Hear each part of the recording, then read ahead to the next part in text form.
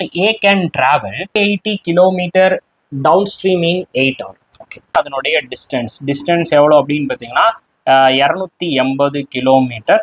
280 kilometre எவ்வளோ நேரத்தில் போகுதா? 8 மணி நேரத்தில் வந்து போகுதான். அப்போ நீங்கள் கேன்சல் பண்ணீங்கன்னா 35 கிலோமீட்டர் பர் ஹவரில் வந்து போகும்.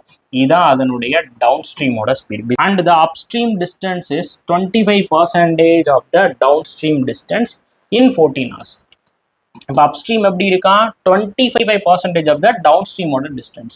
அப்போ டவுன் ஸ்ட்ரீமோட டிஸ்டன்ஸ் எவ்வளோ அப்படின்னா 280. அதில் 25%னா நமக்கு என்னது 1/4. ஸோ அப்போ டிவைடட் பை 1/4. ஸோ இதை எவ்வளோ நேரத்தில் வந்து போகுது அப்படின்னா 14 மணி நேரத்தில் வந்து போகுது.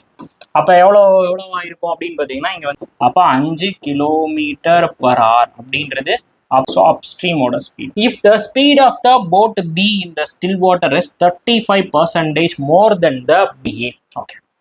Boat A ஓட still water is to boat B ஓட still water கொடுத்துருக்காங்க. boat. So A ஓடது வந்து 100னா இங்க வந்து 135 இருந்திருக்கும். ஸோ இப்போ என்ன கேட்குறாங்க? Time taken by boat B to cover. இப்போ பி வந்து எவ்வளோ டிஸ்டன்ஸ் வந்து கவர் பண்ணணுமா? 210 கிலோமீட்டர். 210 கிலோமீட்டர் இன் டவுன் ஸ்ட்ரீமில் வந்து போகணும். Okay, if the speed of the stream is same in both. ஓகேவா? பட் இங்க வந்து அடுத்த முக்கியமான பாயிண்ட் என்ன அப்படின்னா ஸ்ட்ரீம் வந்து சேம். 27 ரைட்டா சார்? 27. இப்போ இந்த இடத்துல நமக்கு ஸ்டில் வாட்டருக்கான ஃபார்முலா நமக்கு வந்து தெரியும். ஸோ ஸ்பீடு டவுன் ஸ்ட்ரீமோட ஸ்பீடு ப்ளஸ் அப் ஸ்ட்ரீமோட ஸ்பீடு டிவைடட் பை 2 வந்து போடுவோம். நான் இங்கே கண்டுபிடிச்சி வச்சிருக்கீங்க எவ்வளோ? 35. ஸோ டவுன் ஸ்ட்ரீமோட ஸ்பீடு வந்து 35 ப்ளஸ் அப் ஸ்ட்ரீமோட ஸ்பீடு வந்து 5 டிவைடட் பை 2 போட்டிங்கன்னா அப்போ எவ்வளோ வந்திருக்கும்? 40 டிவைடட் பை 2. 40 டிவைடட் பை 2னா 20. அப்போ 20 கிலோமீட்டர் பர் ஹவர். நீங்கள் என்ன கண்டுபிடிச்சிடலாம்? ஸ்ட்ரீம்னா என்ன வந்திருக்கும் உங்களுக்கு?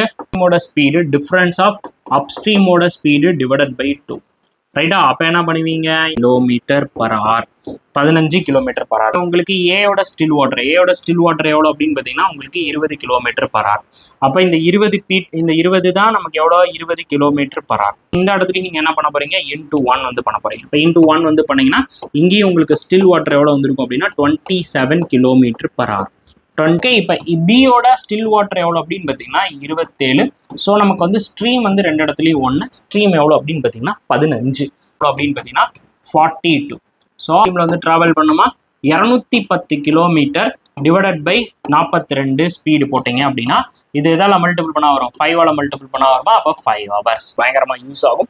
ஸோ இப்போ இதோட ஆன்சர் வந்து பார்த்தீங்கன்னா உங்களுக்கு வந்து 5 hours.